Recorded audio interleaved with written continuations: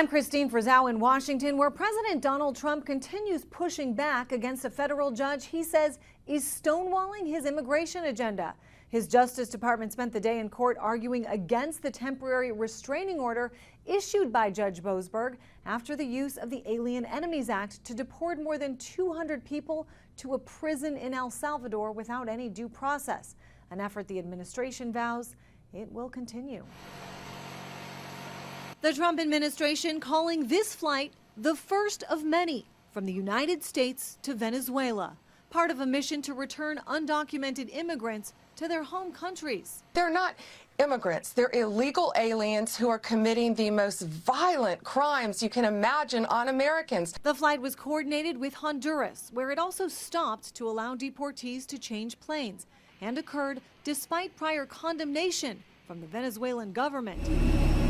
About another flight, the video of which has now been seen around the world, filled mostly with Venezuelan nationals flown by the U.S. to a prison in El Salvador. Hasta que logremos. Venezuelan leader Nicolas Maduro calling it kidnapping, concentration camp, humiliation, violations of national and international laws, since they were denied any chance to prove they were not in fact criminals or gang members, as the White House alleges, using the Alien Enemies Act to deport them, prompting a federal judge to issue a temporary restraining order. Donald Trump is a lawless, angry man.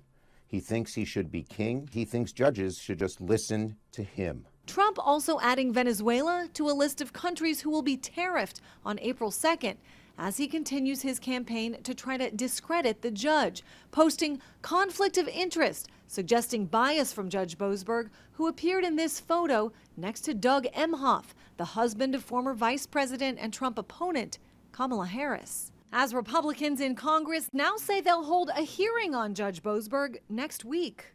We are learning another layer of President Trump's mass deportation plan involves a new controversial partnership between Immigration and Customs Enforcement and the IRS. The tax agency reportedly set to share information that has previously always been kept secret, names and addresses of people who paid taxes but are in the country illegally. I'm Christine Frizzau reporting.